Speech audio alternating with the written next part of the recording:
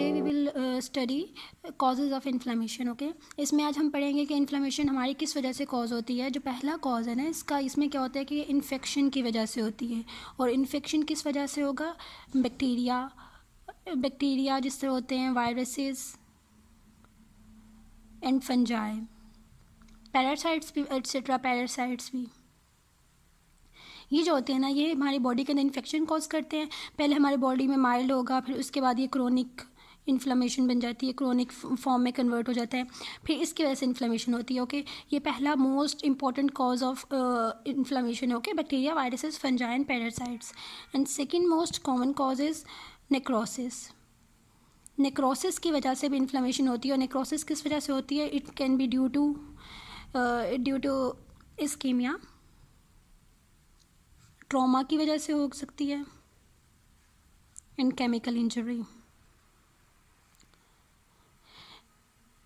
Okay, so it is the second most common cause of inflammation. पहले हमारा था infection हुआ, बैक्टीरिया, वायरसेस, फंजाई, पैरासाइट्स की वजह से इन्फेक्शन हुआ पहले। इसके बाद जो सेकंड वन था वो नेक्रोसिस हुई। जब हमारी बॉडी में नेक्रोसिस होती है, may be due to ischaemia, trauma and chemical injury, इसकी वजह से इन्फ्लेमेशन होती है। Okay, third cause of inflammation is, जो हमारा थर्ड कॉज है ना, उसमें क्या होता है, जो हमारे फॉरेन बॉडीज़ होती हैं, फॉर एग्जांपल जिस तरह स्प्लिंटर्स, डस्ट पार्टिकल्स एंड जैसे सूचर्स वगैरह होते हैं ना, इसमें क्या होता है कि ना ये अपने साथ ना माइक्रोब्स कैरी करके हमारी बॉडी के अंदर चली जाती है। जब हमारी बॉडी के अंदर माइक्रोब्स कैरी करेगी, या इसके अलावा ये इनकी वजह से हमारी बॉडी के अंदर टिश्यू इंजरी होती है। पड़ा जैसा ये स्प्लिंटर, डस्ट पार्टिकल, सूचर्स वगैरह होते हैं ना, ये हमारी बॉडी के अंदर क्या करते हैं, टिश्यू इंजरी करते हैं। और इसके अलावा ये हमारे बॉडी के अंदर अपने साथ माइक्रोब्स लेकर जाते हैं, उसकी वजह से हमारी बॉडी के अंदर इन्फ्लेमेशन होगी। इसके अलावा क्या होता है कि हमारी बॉडी के अंदर क्या होता है, कुछ एंडोजेनस सब्सटेंसेस बहुत ज़्यादा अमाउंट में स्टिमुलेट हो जाता है। जब हमारी बॉडी में ये बहुत ज़्यादा अमाउंट में स्टिमुलेट हो जाएगा ना, तो उसकी वजह से भी इन्फ्लेमेशन होती है। इसकी एग्जाम्पल में क्या होगा, फॉर एग्जाम्पल अगर हमारी बॉडी के अंदर यूरेट क्रिस्टल्स बहुत ज़्यादा स्टिमुलेट हो जाए ना, तो इसकी वजह से डिजीज़ होती है हमारी बॉडी, जिसे हम कहते हैं गाउट। ये सबको पता होगा। और इसके अलावा हमारी बॉडी के अंदर अगर कोलेस्ट्रॉल क्रिस्टल्स बहुत ज़्यादा स्टिमुलेट हो जाए, तो इसकी वजह से एथीरोस्क्लेरोसिस होती है। और इसके ये कॉज थी third one. And fourth one किसकी वजह से होती है कि अगर हमारी बॉडी के अंदर इम्यून रिएक्शन जोन से होते हैं ना, इम्यून रिएक्शन जोन से होता है ना, वो हमारी जोन से ऑटो एंटीबॉडीज़ हमारी बॉडी के अंदर प्रेजेंट होती है ना, उनको बनाता है। फिर जो ऑटो एंटीबॉडीज़ जोन से होती है ना, वो अट्रैक्ट करती है एंटीजन। जब अपने ऑटो एंटीबॉडीज़ जब हमारे एंटीजन को अट्रैक्ट करेगी अपनी तरफ, तो इसकी वजह से इंजरी होगी। ओके, तो इसकी वजह से होता है। तो हमने आज पढ़े ये कॉजेज़ ऑफ इन्फ्लेमेशन। इसमें तो जो था पहला इन्फेक्शन हुआ, फिर नेक्रोसिस की वजह से हुआ। और फॉरेन बॉडीज़ में क्या था कि जो स्प्लिंटर्स, डस्ट और सूचर्स वगैरह होंगे, इसमें क्या होता है, वो हमारी टिश्यू इंजरी करते हैं और इसके अपने साथ माइक्रोब्स लेके जाते हैं, और जिसकी वजह से टिश्यू इंजरी होती है, उसकी वजह से इन्फ्लेमेशन होती है। अगर हमारी बॉडी के अंदर एंडोजेनस सब्सटेंस बहुत ज़्यादा स्टिमुलेट हो जाएगा, फॉर एग्जांपल अगर यूरेट बहुत ज़्यादा स्टिमुलेट हो जाए तो गाउट होगा। अगर हमारी बॉडी में कोलेस्ट्रॉल क्रिस्टल्स बहुत ज़्यादा स्टिमुलेट हो जाए, तो उसकी वजह से एथीरोस्क्लेरोसिस होगी। और फोर्थ वन कॉज क्या था, इम्यून रिएक्शन जो सा होगा, वो हमारे क्या करता है, एंटीबॉडीज़ को मेक करता है। और इसके बाद क्या होता है, एंटीबॉडीज़ जो सी होती है वो अट्रैक्ट करेंगे एंटीजन को, और उसके अलावा वो हमारी बॉडी में इंजरी करेंगे। जब इंजरी होगी तो इन्फ्लेमेशन होगी। Okay, first we study the cause of inflammation. और next one topic is about recognition of microbe. इसमें हमने क्या करना है, हमने सबसे पहले अपने माइक्रोब को रिकॉग्नाइज करना है। तो हमने किस तरह माइक्रोब को रिकॉग्नाइज करना है, by cellular receptors and circulatory proteins present होती है हमारी बॉडी में, इसके थ्रू हम उस माइक्रोब को रिकॉग्नाइज करेंगे। सबसे पहले हम रिसेप्टर्स की बात करते हैं। इसमें क्या होता है कि जो फेगोसाइट्स एंड डेंड्राइटिक सेल्स होते हैं ना, ये सेल्स होते हैं हमारी बॉडी के अंदर। ओके, इनके ये अपने ऊपर एक रिसेप्टर्स को एक्सप्रेस करते हैं। फॉर एग्जांपल ये फेगोसाइट और ये अपने ऊपर रिसेप्टर्स को एक्सप्रेस करेगा, जिसे हम कहते हैं, उन रिसेप्टर्स को हम कहेंगे टॉल लेग रिसेप्टर्स। ओके, इन रिसेप्टर्स को हम कहेंगे टॉल लेग रिसेप्टर्स। जो ये टॉल लेग रिसेप्टर्स होते हैं ना, ये हमारे माइक्रोब को रिकॉग्नाइज करते हैं। और किसके थ्रू करते हैं ये रिकॉग्नाइज माइक्रोब को? Through PAMPs. पैम्प्स की फुल फॉर्म होती है पैथोजन एसोसिएटेड मॉलिक्यूलर पैटर्न्स। फिर ये हमारे माइक्रोब को रिकॉग्नाइज करेंगे, और जब रिकॉग्नाइज करते हैं ना, किस तरह करते हैं कि ये प्रोटीन्स को और साइटोकाइंस को रिलीज़ करवाते हैं। जब ये रिलीज़ होते हैं तो फिर ये ब्लड वेसल्स के ऊपर जाके एक्ट करती हैं। ओके, इसके थ्रू, रिसेप्टर्स के थ्रू हम इस तरह अपने माइक्रोब को रिकॉग्नाइज करेंगे। ओके, कि इन्होंने प्रोटीन्स को रिलीज़ करवाया एंड पर, और उन प्रोटीन्स ने हमारे ब्लड वेसल्स के ऊपर जाकर एक्ट किया। Okay, and next one is about sensor of cell damage.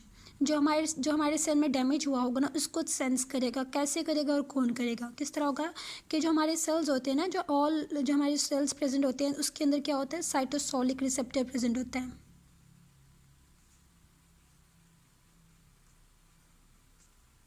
जो साइटोसोलिक रिसेप्टर प्रेजेंट होता है ना, ये क्या करता है, ये ना रिकॉग्नाइज करता है उन मॉलिक्यूल्स को। फॉर एग्जांपल अगर किसी सेल की डैमेज होती है ना तो वो मॉलिक्यूल्स को रिलीज़ करवाएगा। ये सेल था और इसमें डैमेज हुई, ठीक है, माइक्रोब इसके ऊपर आया, माइक्रोब ने अटैक किया और इस सेल ने क्या किया, मॉलिक्यूल्स को रिलीज़ करवाया। तो हमारी बॉडी में रिसेप्टर्स प्रेजेंट होते हैं जो इन मॉलिक्यूल्स को सेंस करेगा, ठीक है।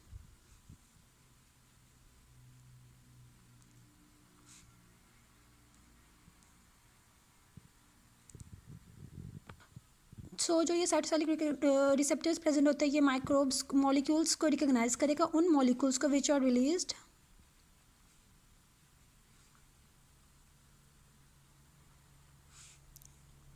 Due to cell damage. So they recognizes, this cytosolic receptor recognizes damaged associated molecular patterns, इससे हम कहेंगे डैम्प्स। ओके, इसकी मैं आपको एग्जांपल्स बताती हूँ। फॉर एग्जांपल अगर हमारी बॉडी के अंदर डीएनए बहुत ज़्यादा इंक्रीज़ हुआ है, डीएनए इंक्रीज़ हुआ है तो इट विल शो दैट यहाँ पे माइटोकॉन्ड्रियल इंजरी हुई है।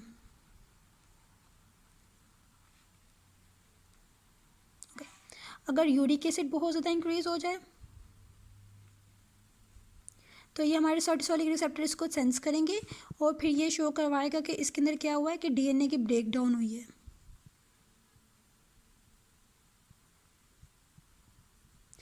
अगर पोटेशियम की कंसनट्रेशन बहुत लो हो जाए देन इट विल शो कि प्लाज्मा मेम्ब्रेन की डैमेज हुई है, इंजरी हो गई है, ठीक है। तो इसी तरह हमारी बॉडी के अंदर साइटोसोलिक रिसेप्टर्स प्रेजेंट होते हैं, ठीक है। हमारी बॉडी में रिसेप्टर्स प्रेजेंट होते हैं जो रिकॉग्नाइज करते हैं, ठीक है। जब भी हमारी बॉडी में रिसेप्टर्स प्रेजेंट होते हैं जो रिकॉग्नाइज करते हैं कि अगर ये चीज़ इंक्रीज़ हो रही है तो ये किसकी वजह से हुई, तो इसका फिर हमें पता, अगर डीएनए इंक्रीज़ नज़र आ रहा होगा ना तो फिर ये माइटोकॉन्ड्रियल इंजरी हुई है। फिर हमें से पता चल जाएगा कि हमारी बॉडी के अंदर ये चीज़ इंक्रीज़ हुई है तो माइटोकॉन्ड्रियल इंजरी हो गई है, यूरिक एसिड इंक्रीज़ हुआ है तो डीएनए की ब्रेकडाउन हो रही है, और पोटेशियम डिक्रीज़ हुआ है तो प्लाज्मा मेम्ब्रेन इंजरी हो रही है। फिर जो से रिसेप्टर्स जो से होते हैं ना, these receptors activates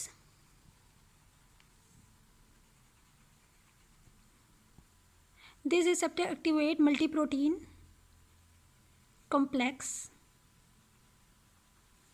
called इन्फ्लामासोम कहेंगे, ठीक है उसको। फिर जो ये इन्फ्लामासोम होगा ना, ये हमारा इंटरल्यूकिन 1 को इंड्यूस करवाएगा। फिर जो इंटरल्यूकिन 1 होता है हमें पता है कि इसकी वजह से ये क्या करेगा, ये हमारे ल्यूकोसाइट्स को रिक्रूट्स ल्यूकोसाइट्स को इंड्यूस करवाएगा, इसको रिलीज़ करवाएगा। फिर इसकी वजह से ये हमारे इन्फ्लेमेशन को इंड्यूस करेंगे।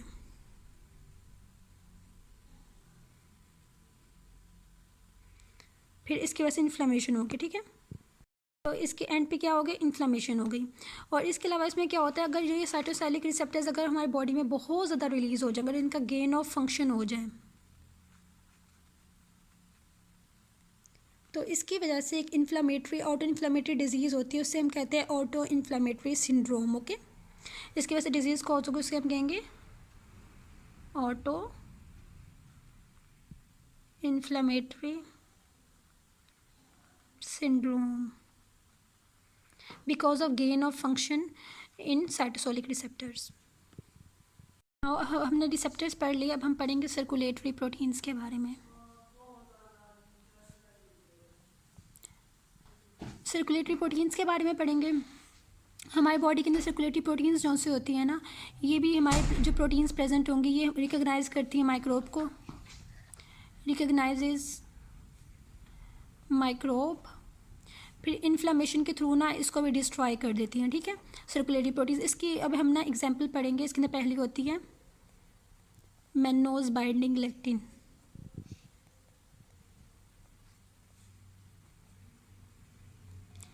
जो मैनोज बाइंडिंग लेक्टिन होती है ना, ये क्या करती है, ये ना माइक्रोबियल शुगर को रिकॉग्नाइज करती है।